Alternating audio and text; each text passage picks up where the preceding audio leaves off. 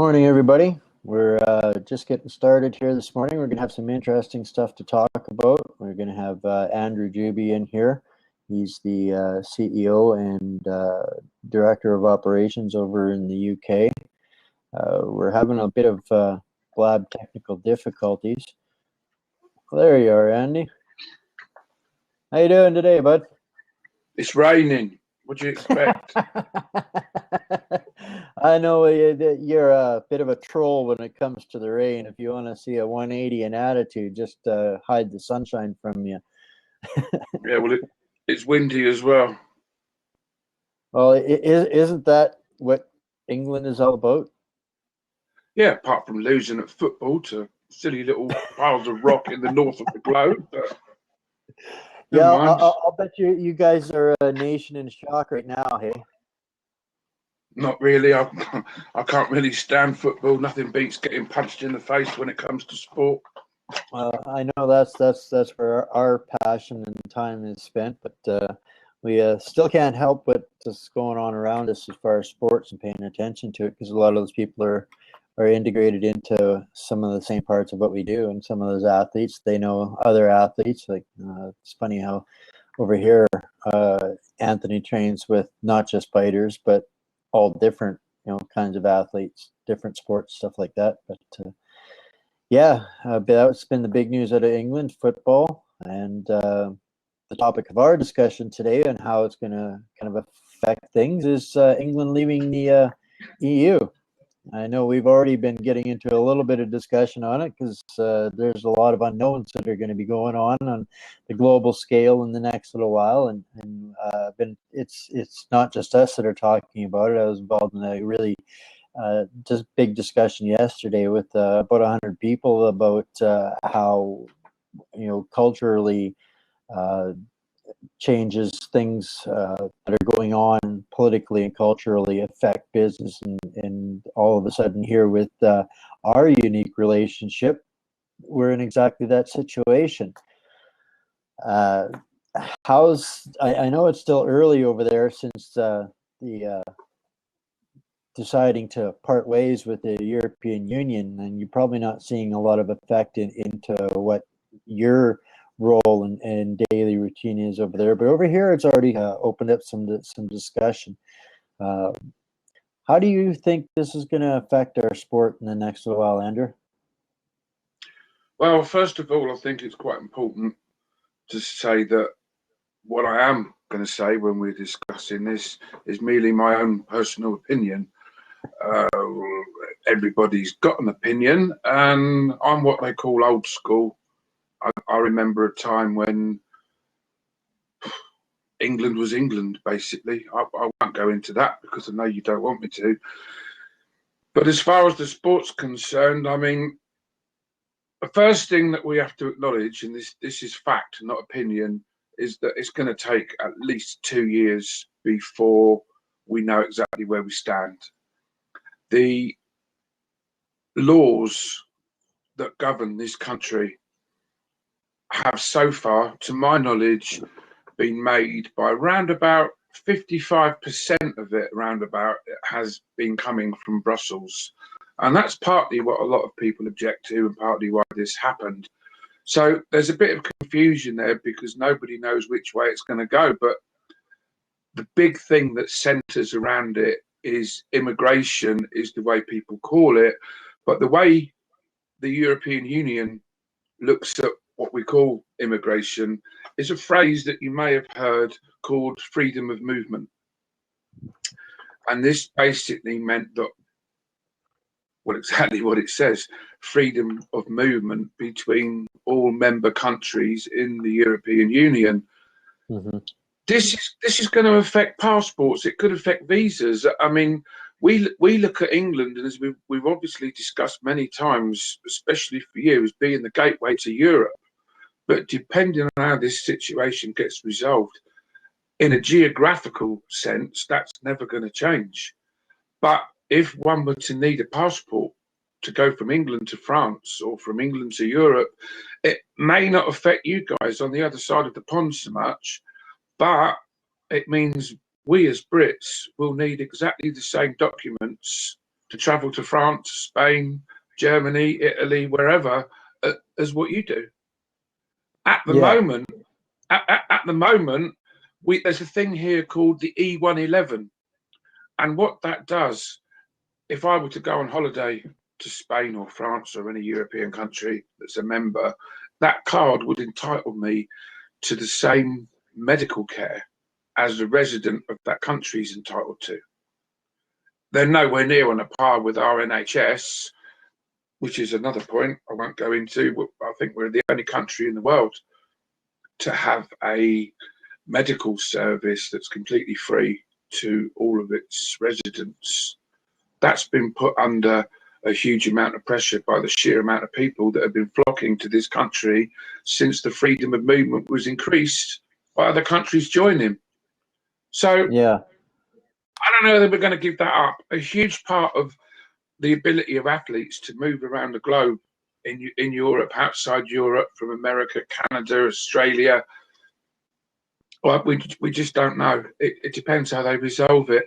Angela Merkel, who is the big boss in Germany, she's actually said that if Britain wants access to this market the way we have done, then Britain is going to have to accept the free movement. And all the financial markets are getting in a panic and a turmoil. I don't understand why. I don't understand all of it. They're quite willing to work with people. There are lots of countries outside the EU that happily trade and work with people. It may affect a Commonwealth. It's massive. But like I said earlier, 55% of our laws have been made in Brussels, as I understand it. I may or not be completely correct on that, but I'm sure I've heard or read that somewhere. And they all have to be rewritten. All of them are going to have to be rewritten. I know that from our side of it, I mean, obviously, it's not as big of an impact to me in our operations over in Canada. We're absolutely on top of paying attention to what's going on over there, because it affects you guys directly, but it's directly connected to you guys. You're governed by what's going on over there, and so we can't help but sit over here like a frustrated cousin watching what's going on over there. It's going to make things interesting over the next little while, just because of where we're at in our own level of growth, with just now looking at being able to extend Jake's career possibly over the channel into some other countries for some other fights, and even just over here to Canada.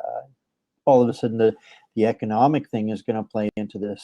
You're just watching your guys' currency over the last couple of days. I know this is all going to level out at some point, and it's going to either, hopefully for you guys, get better and better as this starts to solve itself out. But it's at this point, it's hard to look down the road when we've got fights booked 3-4 months down the road for a number of dollars, and is that going to translate to the same at the actual time as it is now?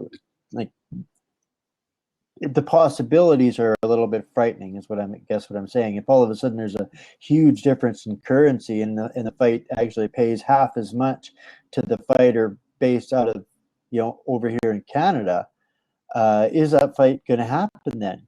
That fighter's not going to pay to go over there and fight for, even though the purse may have been £1,000 when we set that fight a month ago. If by the time we exchange it at the fight date, and that's only worth $500 here, then it's not worth it for the fighter. These are some of the kinds of possible scenarios that are almost a little bit sketchy for us to start looking at further fights over there. Or do we move them out of England? Well, it's a no-brainer, really. It's going to happen, and what's going to dictate that is going to be the exchange rate. Just have to see how it goes. It's not going to change overnight, and as soon as people realise that, as soon as people realise there's no reason to panic, then things should settle down and get up to back where they were. I mean, the British panic all the time about everything. I don't know if it's a global thing, but you guys do have hair triggers. I'll give you that. You want to start? Well, I've Listen, seen it. I'm sure. I've lived it. You can't shit me on that stuff, right? Yeah, I think we're talking about the axe and the shoe rack as a perfect example, but to me, this is like the millennial thing when everybody said the world was going to crash. You know, when the calendars ticked over at the year 2000, 1999 to 2000, everybody said, "Ooh, everything is going to crash." I think this is kind of part and parcel of the same kind of emotional response that's affecting the markets, currency. Well, yeah. Everybody is, you know, still riding the emotional roller coaster, and this whole thing has been a very emotional process for your nation and the entire European, you know, group of people. This has been a very emotional process over the last year, so it's kind of like getting the fight's just been scored. You guys consider yourself the winners, and the adrenaline dump is happening on you know, continental scales, and it's the sketchy ride up and down is what's going on over there right now. That's just my take on it. There's one thing that you need to understand, and I know how you've got your nose into everything that's going on around the world. You have to, as part of our business. But something that I would like to clearly point out to people that may not know this is that Scotland and Ireland and part of London almost entirely voted to stay in. Yeah. Without looking at the exact figures off the top of my head, casting my mind back visually to the maps that they were projecting onto the screen on the night, which I stayed up all night. I don't normally bother, but I was actually fascinated by the crap that people were talking about, and I actually stayed up all night and listened to the bullshit. Well, I know it was close in the end. Like, it was a very close vote. Now listen to this. This is so important. It's only close if you take into account Scotland and Ireland and a few places in London. Now, who right now are probably kicking their butts for losing their last sovereignty election. Yeah, but they didn't know then. Forewarned is forearmed. And they had the Scots had no idea that this was going to happen. And the Scots are, in my opinion, as an Englishman, the Scots are a tough race who work hard and they knuckle down and they get on with it. Why there's such a division between us as Scotland and England, I really don't know. Everybody's different. They've all got their identity. And that's a big part of the English thing. A lot of English people feel that they've lost their identity. Our country, accepting all these people from all over the European Union with the open doors that have been created by membership of the EU, we've lost our identity. That you can't say English people do things a certain way. Do you know what our official national dish is over here? You might think it's fish and chips or something. It's not. The official national. Yeah. Oh, kudos to you for that. I mean, Jesus. But you know, it's not a problem. You know, there's a pub up the road from me. You've been past it. On a Tuesday night, they do curry and a pint for £5. They're quite busy. There's nothing wrong with broadening diversity and embracing other cultures, but when it tries to take over or makes things impossible to manage as an independent unit, for want of another word, we can't. It's never going to work. 80% roughly of English people voted to leave the European Union, and the overall thing is we want our country back. We're not racists. We're not bigots. We're just a bloody island, and not a very big one compared to you guys. Do you know what the third most overpopulated country on the planet is?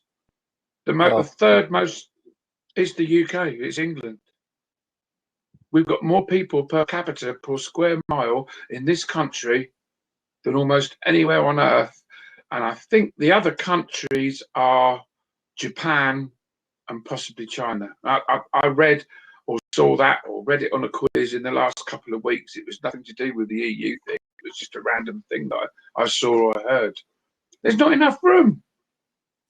We'd be much better off. We would have been much better off giving money and aid directly to poor parts of other countries, and I'm not going to name anybody, and showing them and helping them to build a community that can support itself, so their life would be so good they didn't need to go somewhere. We pay a lot of tax in this country. We don't have guns.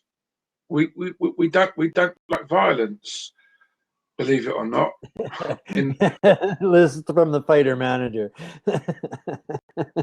That's different. It's we'd like to live in peace and everybody to be happiness in a little way, I suppose. It's something akin to the American dream, but our American dream doesn't involve apple pie. The big thing is we're not allowed to do what we want, and it's just not on. Yeah, it's going to change. It's going to change. My personal fear is that I don't think things are going to work out the way the people who voted to leave the European Union want. It's not going to work out like that. Some people, they get all over social media posting this and posting that. And we've got a guy called Nigel Farage, who is the leader of the UK Independence Party, which some people class as racist and that, but it's not. The guy is not a racist. He is exactly of what we want. And a lot of people have been quoting him on this and quoting him on that. But listen, you muppets, he's not been elected yet. He's a completely different party. You've got the Conservative Party, the Labour Party. You've got a load of other parties that stick by the side. You've got the Social Democrats, whoever they bloody are. I don't take interest in it a lot. And you've got the UK Independence Party. But most of them are just out for the money that they get for themselves. It's all about the money, and the real people that control stuff is bankers, but we're not going into that right now. The fact of the matter is everybody's panicking, and that's why there are so many problems globally with the pound. Hey, listen, if we're such a pissy-ass little country, how come the whole planet's kicking off because we're going to do things our own way? Do we really make that much difference? You know? Yeah. We're only a little island, but look what we're doing to the rest of the world. We need to turn it so that what we're doing has a positive effect instead of a negative effect. And it will happen if we're allowed to be ourselves. I think Iceland is a perfect example of why people should just, calm their jets, right? There's a little kid. Leave off.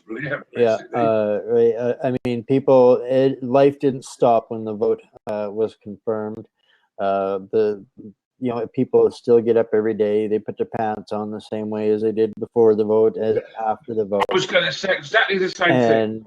I went out this morning. The trees were green. The sky was blue. Well, it's not. It's pissing down with rain, but everything was basically the same in my world. If I hadn't watched the news, I wouldn't know anything had changed. And to me, physically, right now, it hasn't. I might not be saying that in 2 years' time, but I think it's going to be interesting. I mean, people. Who's got the biggest mug? Oh, you're learning. You're learning. People will always. People follow a path, and you put an obstacle in the path and a fork in the road. They'll find a way around that obstacle, and they'll carry on their way. And we will do the same thing. It's just going to be interesting to see how it pans out over the next little while, and as to whether opportunities move, we'll be paying attention to some of the bigger shows, because they'll obviously be the leaders in deciding where and how the show must go on. We're just little small parts in some of the occasional shows, so for us that's where we're gonna be taking your cue and following from. But I don't see too much of a there's no knee-jerking going on from any of the major sanctioning bodies or anything else like that. They're kind of on the same page as we are. It's business as usual. Talking with the WBC guys yesterday, getting emails back and forth, because this is something that's been going on in our daily worlds for the last week. I've really been watching how I'm dealing with people from foreign lands, and as to whether there's any sign or indication of interest, or and it's just business as usual. And I'm just a little blown away by how much. I mean, I understand it affects people and they want to vent their feelings, but it's not necessarily the reality of what's gonna happen tomorrow. And businesses just got to ride it out. It's panic, Wayne. I don't know how this works over there, but I'll give you a perfect example. Right, this is not opinion. This is fact. You may have seen over the news how shit we are at coping with things over here when it snows. The trains stop running because it's the wrong type of snow for their equipment. Our trains have even stopped running through leaves being on the track before. So, what you lot do when you get a moose drop dead on a railway, I don't know, but you put a big catcher on the front of the train to blast it out the way. Now, I'll give you an example. I'll make this quite brief. It's a very good point that's been made here, though. When that snow happens, we are so scared that our country can't cope with it, and that we're all going to get snowed in, and the lorries aren't going to be able to make deliveries to supermarkets because we haven't heard of gritters or grit or snow plows, when there's actually plenty. That everyone does, and I don't know if you have it over there, we call it panic buying. They go to the supermarket and they buy every bloody thing they can get off the shelf. And within an hour of seeing that we've had heavy snowfall, there's no bread. Essentials like nappies, or you lot call it diapers. What a stupid bloody name that is. I just say it's a nappy. But if you ask me, it's a shit rag and that's it. These are essential things, and people are scared they're going to run out of them, and it shows that they've got no trust in the authorities. Now, what they don't think of is that these supermarkets, these businesses, they depend on getting stock and onto the shelves. They're going to do every single thing that they can to get there and get the stuff back on the shelves. You experienced it yourself. The day you arrived here last year, there was a burst pipe, a water pipe, just down the road from me, which meant your accommodation was unavailable. And we went down to the arranged meeting place where the council had very efficiently arranged lorries with thousands of bottles of water there. And because it was free, people were coming from 50 miles away, and they were spending more money in petrol to get a free bottle of water than what it would have cost if they hadn't bothered, because it was free. They're bloody idiots. There was 4 in the car, and they were all taking 2 trips. So exactly, to save what, a few pennies.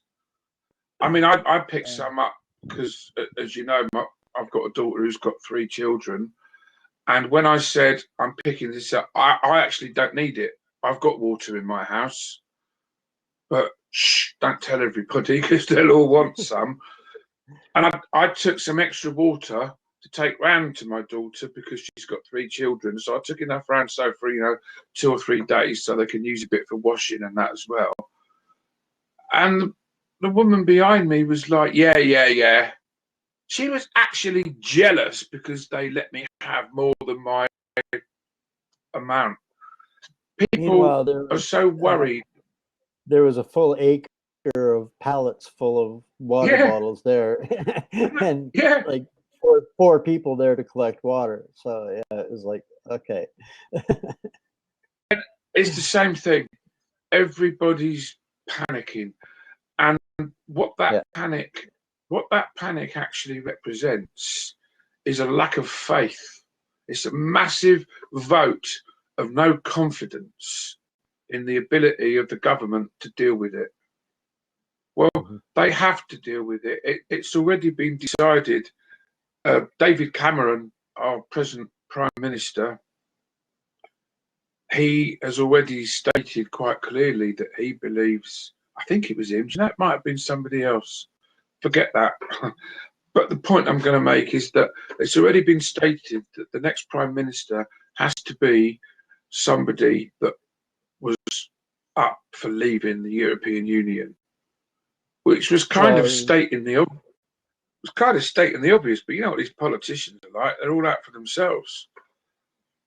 yeah, If we get yeah. an honest one that comes along, I don't know. People go on about Donald Trump. You know why people don't like Donald Trump?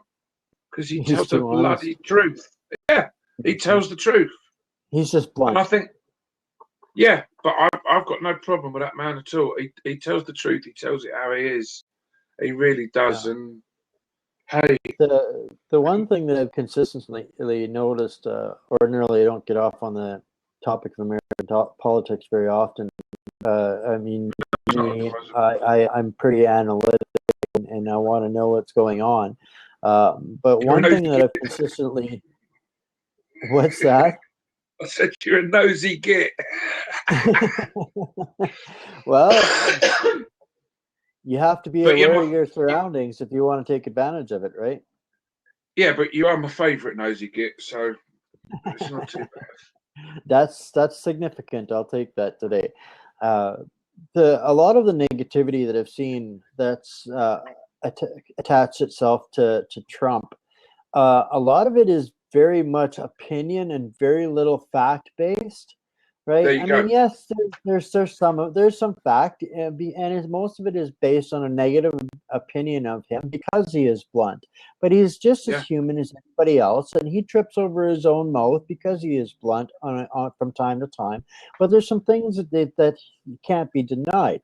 He is immensely successful in business, number one, and number two, his alternative, Hillary Trump, should be in prison. Hillary Trump. Or, pardon me, Hillary Clinton should be in prison. I'm not aware Right? of that. What? She's about to be indicted for espionage. This is as the FBI has been building a case against her for a year now, and the judges are agreeing that she should be criminally accountable for her actions in not just one but several different situations. So, I mean, and this is all, they're still a year before their election, and this is where they're at now. So, if that's the two options, A or B, I kind of go with A. Yeah. So, but what How can people? you give somebody that's already a certified criminal on multiple occasions and should be in jail, and the only reason she isn't is because of her infamy and notoriety? The people won't stand for that for too much longer. When it actually comes down to crunch time, who are they going to put their lives in the hands of? I Right? don't To me, know. I mean, that's a frightening concept. So what I see, and this is just my prediction, and the thing is, and this is kind of neat, we're recording this, we can come back to this after their election over there one day, and I'm sure that Trump is going to be ultimately the next president of the United States. I But hope he what I see is. happening there then is a very large shift in thinking in the American population, and the United States going through a very similar situation to what you guys are going through right now, leaving the European Union. There's going to be a huge shift in power, thinking, and operations in how they function, which is going to ultimately isolate them for a period of time from the global business sector and national sector. So you guys are leading the way again in what it takes to break away and become yourselves again, and the U.S. is going to follow suit with the next election. And you just hit the key word here for me personally, taking the guts to break away and become ourselves again. How does that apply to America? Because what's been taken away from America? Now, I'm going to say this out loud, and if anybody wants to hold it against me, they can, because what I'm doing is stating a fact and telling the truth. Maybe Obama got in as a president because he's black. Now, the thing with black, absolutely, the thing with black people and white people in America, so I understand it, stems from the South and from the slavery and from the racism and little things. As far as I remember, up until 1960, black people and white people weren't allowed to share the same bus. Now, over here, that pisses me off. Some of my best friends are black, and I have never, ever judged anybody on the colour of their skin. You judge a man by the way he walks, by the way he talks, and by the way he conducts himself in everyday life. Got nothing to do with the colour of your skin. If the colour of that skin puts you in a certain place at a certain time and a certain culture, then you're going to be different. And if you try to make that different culture stand out, or you've got a problem with it, or you just straight away get accused of making that judgment, not based on their culture, but on the colour of their skin. With Obama, I think he handled it really well. From what I've seen over here, when I see that guy on telly making statements and walking across the rocks with some reporter or something like that, I don't see a president. I don't see a black man or a white man or an oppressed man. I just see a normal bloke who's doing what he can to try and help people. Surely that's what it should all be about. So I don't know. I don't watch it enough. I'm not too into my own country's politics, let alone other people's. How's it going to change? A couple of years. How's it going to change? Why are people so fed up with Obama? Is it Obama that they're fed up with? And what will change? How will they get their country back if it's changed that much? Economically, they've had a really tough several years, and that really affects people when they don't necessarily understand the dynamics 100% behind a problem or a situation. They tend to cry out and voice their opinion in mass when it's a fire that's burning that day, never considering that the problem that started that fire today was a fuse that was lit 2 years ago, right? And so there's been a lot of suffering and freedoms and turmoil generated because people are frustrated due to the economic situations that they're in. And when it ultimately it's like a sports team, the coach has got to go, right? And right. So as president, does the buck stop with him for all the decisions that are made in Congress and everything? Does he have the ultimate say over everything? He has certain powers in situations to veto Congress. I don't know, and I wouldn't want to speculate on exactly who, what, where, when, and how these things happen. But he does have certain powers of control that can override the people. And it's not so much that those kinds of things have been transgressions have been taking place, but it's the people are tired of the little things when they're starting to realize. And here's a good example. Did you know that there's more empty homes in America than there are homeless people? Right? It's very similar over here. It's just ridiculous. It's absolutely ridiculous. There's complexes that people don't want to staff the business of a hotel, and this was a huge debate going on right here in our city over the last little while too. Here, a company went bankrupt with a massive hotel facility, and they're sitting there empty. There's a 300 apartment complexes, that could completely eradicate 50% of the homelessness, in the city, kind of thing. And nobody's willing to step up and make those things happen. Right? It just doesn't make sense. When it's also tangled up in government and bull, people are tired of those kinds of things happening. Waste, while people are suffering. And the only ones that are fattening themselves are the people in control of situations. Right? Government salaries making $1 million a year. That's just outrageous for workers' compensation employee. How can anybody justify that? Well, you can't.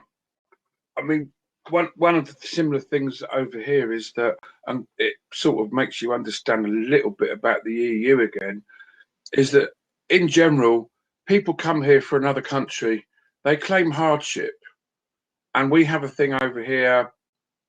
It's called a council, that areas are divided up in the UK, similar to the way you're divided up into sort of states and districts and regions. But they're much smaller areas, and each area has its own council, which is responsible for the maintenance of all the streets and parks. And part of their duty is to provide a number of homes at a very cheap rate to people that can't afford mortgages or rent in the private sector. These homes are being taken up by people come from Europe and moving into these houses, whilst we've got Falkland Island and Gulf War veterans homeless on the streets. Yeah. You tell me how anybody can say that's wrong. I can't say it's so wrong. It really is.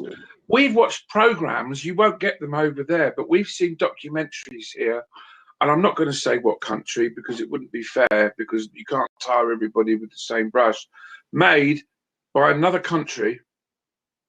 And before anybody said about racism or anything, this country is mainly white people that went on camera for the documentary and said, I am going to go to the UK, I am going to claim £30,000 in benefits, and then I'm going to bring it back here and make good things for my family. Our economy is being raped by the Europeans. But I can't go to Spain and claim any benefits. I can't go to Spain and get a free house, yet they can come here. And that's the other thing that needs to be taken into account. This might not affect you guys over there too much, but bear this. We have got hundreds of thousands of people that have gone to Spain to live in Spain purely because of the weather. They don't take anything from the Spanish government or the Spanish state. They support themselves. You can't do it if you can't support yourself. It's that simple. How's the exchange rate going to affect them? If all of a sudden all these people need visas, how is it going to, how's it going to affect them? I don't know whether this happened or not, but last year Spain were going where the money is. The money was coming from China and Russia. Lots of people in China and Russia wanted to come to Spain. And they were having problems because every time they wanted to go on holiday, they had to have a visa. So they had to go through all that every time they went to Spain, and that was stopping them from going. So what Spain did, they said that anybody buying a house in Spain above the sum, and the ballpark figure back then was 160,000 euros, would automatically receive Spanish citizenship, therefore eliminating the need to apply for a visa. So that was directly aimed at China and Russia, because there are some good people that are well off and a valuable addition to any community, and Spain want them to go and live there. They made it easy. Whether that law was actually passed, I don't know. But once again, it's all about the money, all about the high end. In this day and age, people shouldn't be living on the streets and begging for money. You mentioned with America that a lot to do with poverty and hard times. We had the so-called recession here, 2008, 2009 it started, and Cameron moved us into what we called austerity measures. And we've now got people that have to go to food banks to get their meals, because after heating their houses and paying all their bills and rent and tax and everything, they've got no money left to eat. And the supermarkets beg. They've got great big baskets, and when you do your shopping, you buy an extra tin of beans or an extra loaf of bread or a bag of nappies. You pay for them with your shopping, and on the way out, you put them into this basket. The food banks comes along and collects it, and if you can prove poverty, you go to the food bank and they feed you for nothing. Why should we need that? We have the same programs over here, and it's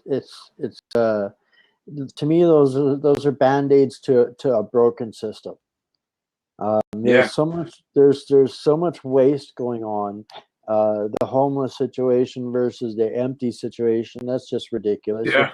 If governments are going to subsidize austerity measures, why don't they subsidize that person that has the apartment complexes that are sitting empty and give them enough of an incentive to cover his land costs and taxes to allow people to, move in there and provide opportunity for people to, rather than instead cutting them a check from taxes that they take from the rest of us, cutting them a welfare check, or I don't know what you guys call it over there. Here we call it, welfare.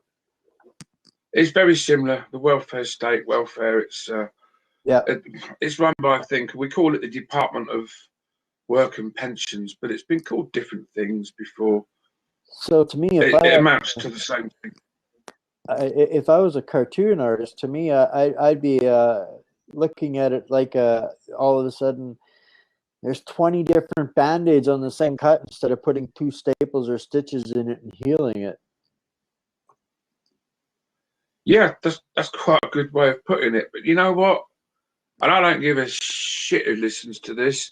The reason it doesn't get done is because politicians, you are looking frightened, brother. You're wondering what I'm going to say. Don't worry. Just remember, I always speak the truth. And sometimes it's an opinion, but it's still based on truth. Politicians only care about money and reputation. If things were to be done under the banner of everyday common sense, it'd be done in a completely different way. Here's an example. A few years ago, we had some storms. It was 1987, but these don't really matter. There was a massive tree down on one particular road, and the council were whinging like shit about it because they said it was going to cost £20,000 to clear this tree, right? I had full insurance at the time to do that sort of work. I went to them and I said, I will clear that tree for you for £3,000. They said, no, we can't do that. It has to go to an approved contractor. I said, I am an approved contractor. I look after all your bloody roundabouts, and I've just negotiated a contract for your crematorium. You know who I am. Why don't you want me to cut the tree up and save £17,000? You know why? Because it was going in the back of some bastard's pocket. That's why. And excuse my language there, but it makes me so angry. Another thing that is a popular, I don't know if it's a myth or if it's true. So in some cases, I know it is. Councils get allocated budgets by the government to do certain things. And if they manage to do something really cheap and under budget one year, the council don't get so much money the next year because the government will say, you did it for 10 grand last year. Why is it going to cost you 15 grand this year? Same here. Yep. Right. So you've got exactly the same scenario. And that's just a perfect example. The money's going into somebody's pocket. We've got a company, and I'm going to name it because it's truth and it's based on fact. Unless you're a banker in Iceland. Yeah, right. It's funny because we've got a chain of supermarkets here that specialise in frozen food, and it's called Iceland. So there have been a lot of jokes and things coming up about it all over the place. I'm not going to go into it because it'd be lost on you guys. But something that really, really bugs me is the fact that these people think everybody is stupid enough to fall for it. And they do, they get away with it because the public don't know, they don't care. It's each man for himself. As long as they've got food in their pocket, why do it? And the point I was going to make... Keep them so distracted over here that they're not looking over there. That's how it happens. And they do that with news stories sometimes. But listen to this. There's a company over here called G4S. It's a private company. It's a massive company now. And they started off by doing security. You know, the security vans that go to the banks and pick the money up, the ones that get robbed. Well, they started branching out into other things, and they actually run prisons now. They do all sorts of things. Now, recently, and I can't get the names, I just really can't remember, but one of our politicians who was in charge of the prison system reduced the budget. They reduced the budget for the prison system. Guess what? Guess who her husband is? The chairman of G4S.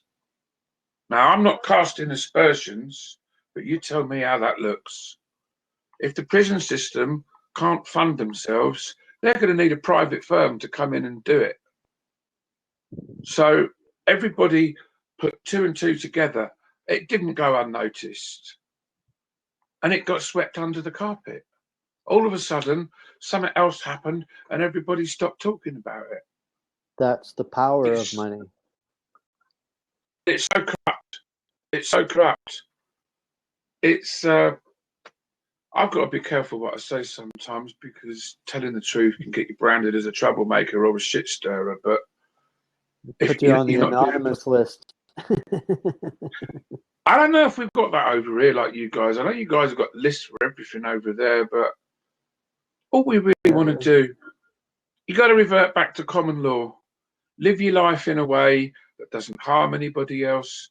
It doesn't cause anybody else inconvenience or uncomfort. It doesn't take anything from everybody. Be a good person. I think Bill and Ted summed it up in their bogus adventure or their excellent adventure when they just said, I think was it, be excellent to each other. Why can't we? Why can't we just be excellent to each other? And if you want to not be excellent to somebody else, stick a pair of boxing gloves on them, stick them in a ring, and punch the shit out of each other in the name of sport. That's as far as it needs to go. Yeah. I think maybe I should put him for Prime Minister. I don't know. Or I could come over there and be president. I don't give a shit. I think it'd be honest, if nothing else. I don't know how long you and Trump would last in the same room. My question with me and Trump in the same room would be who recovered from the hangover first. Because it'd be some party, I can tell you that. He's I think he's very high on moral and principle and ethics.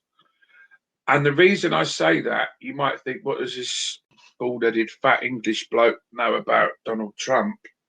I've watched nearly every episode of The American Apprentice.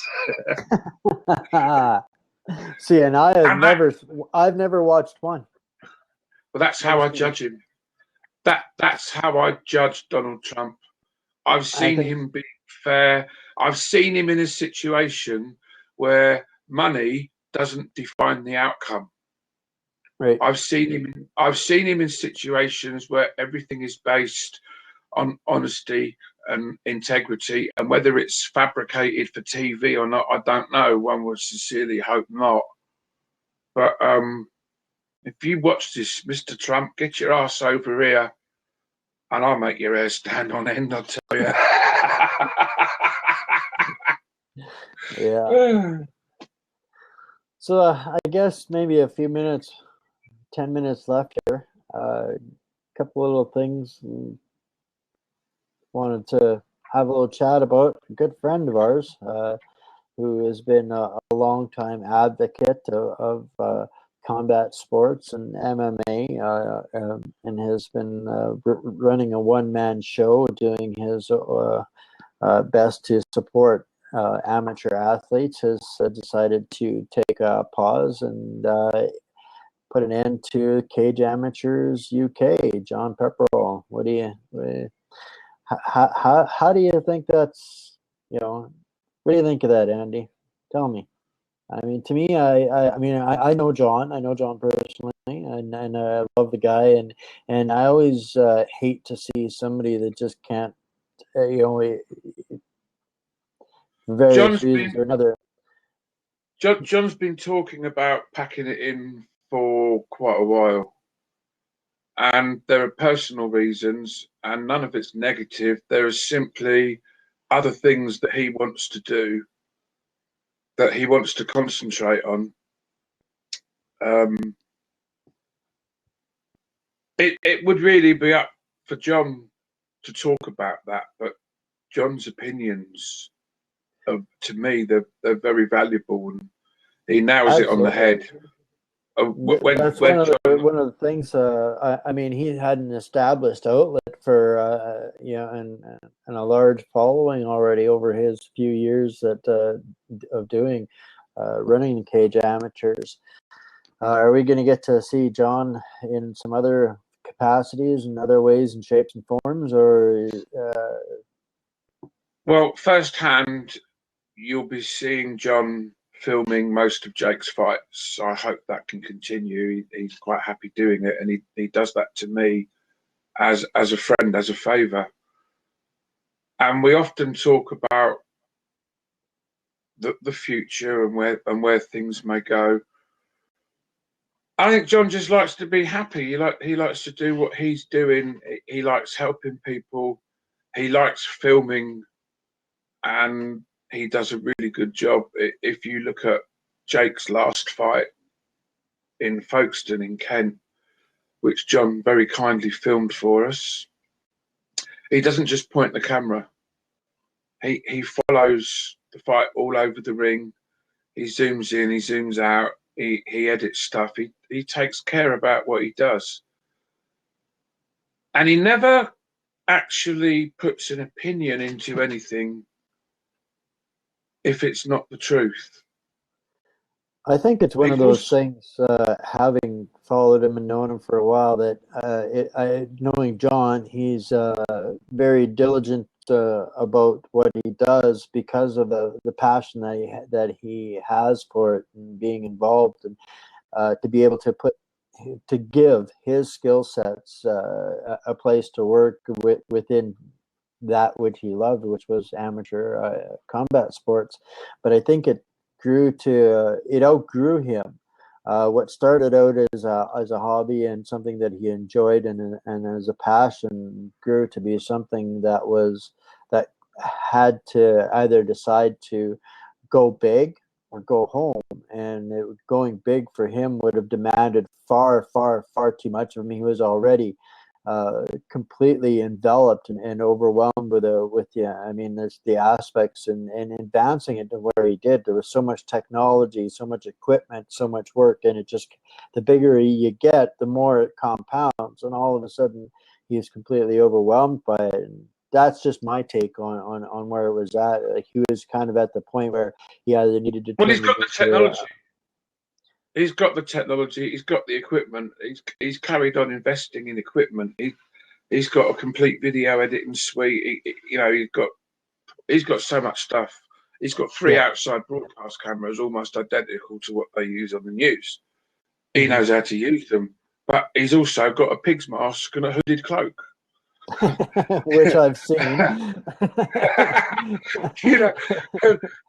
I'll explain that briefly. He follows a band called Evil Blizzard, and that's part of their costume on stage. And the latest thing that's been picking up more and more is that they encourage members of their audience to dress up the same way as they do, as like pigs and monkeys with big satanic hoods. And when they're all together, it looks like something out of a massive demonic worship film. It's good. It's fun. It scared the shit out of me when he got out of the car dressed like it the other day. But No yeah, doubt. John's very much respected. His website's a fantastic source. I know that the server is up for at least another year, so I don't know how long it's going to be available after that, if it is going to be available in another format or anything like that. But I always wish him the best of luck, and to me, there's no sadness in it because he's only an hour away from me. Well, you still get to work together. I mean, this is Yeah, it'll always be this there. is stuff that's stuff that I think. I mean, John's been a part of the scene for so long. He's not going to just vanish and disappear from the scene. He's just buying himself some more time by letting go of something that was beyond reasonable control anymore. He would just have to. It would just take so much more of him to carry on that path. So now he's going to have a lot more opportunity to get better and do things more selectively rather than on demand for his outlet. And I'm going to miss his media outlet as well. It was one of my go-to sources for new stuff. His stuff is always relevant, and I'm really glad that you're going to be able to carry on with working with him over there, and looking forward to seeing him do some more stuff for us. And who knows where the collaboration may evolve and grow to, right? Yeah, we like a laugh, and quite often he'll point the camera at me and we will do some triple X rated stuff that one day we might put together for a laugh. It looks 10 times worse to you guys because, like I've said on the last show, you're so bloody polite about everything. I'm showing a considerable amount of self-restraint here with my language. And I know for that the audience, yes, this is the most polite, civilized, and publicly acceptable Andrew Juby that I've ever known. Let's just get that straight. That's the public disclaimer. Anything that ever does come out of him on any future shows, and there's going to be times when I'm going to incite that intentionally, possibly, but whatever happens. It's not me. This isn't me. I'm a complete and utter bastard, but I'm an honest bastard. And everybody loves one, right? No. No, I've sometimes had some situations where telling the truth has almost got me into trouble. But the reason I go into it so headlong is for the simple reason I've got nothing to worry about. I don't know if I've said this to you before. I don't know if I said it last time. But it's one of my mantras. And it's really good for people with Alzheimer's because if you tell the truth all the time, you don't need to have a good memory. True enough. True enough. Yeah, no, I cannot argue with you there whatsoever. Well, we're getting to the end of our hour here. It's been interesting. This is kind of probably one of the most off-the-cuff conversations in a bunch of different directions we've ever had. I don't know how far I'm going to publish this recording. I'll have to. What have I done wrong now? What have I done wrong now? I'm not saying it's you. It's just a little off the side from where we usually spend our time chatting. And it was interesting, but we'll see. We'll put it up there and see what happens. And this is mostly this whole blab thing. We may be moving it over to another platform pretty soon. This is just to kind of establish a timeline and a habit and a pattern of how things are going to go in the future. And yeah, I mean, I think really and truthfully, it's been overshadowed by the fact of this EU thing, and you're a bit worried about it, and guys all over the world are worried about it because they don't understand it. But I can tell you now, there is nothing to worry about. Nothing. If the government weren't able to deal with this, then they wouldn't have put it to a vote. A referendum under our law is not law. There is nothing to say that it has to be acted upon. They chose to act upon it, and it was only 1.3 million people that made the difference. 48% to 52% is nothing. They're not saying something. Even the people that are saying they're against it can't be completely against it, because they wouldn't have been so easy to accept such a close vote. It's not a problem. We'll deal with it. You know, we're not going to start building a load of wooden. We're not going to build a load of wooden sailing ships and start invading France. We ain't going to do anything like that. Stop panicking. Stop panicking, because it will all be good. Just be patient. I have no doubt, and you guys have a long history of producing champions. So I'm going to end the show with my one of my favorite quotes, and we'll see everybody next week. Champions get up even when they can't. You guys are champs, and you will too. Bye for now.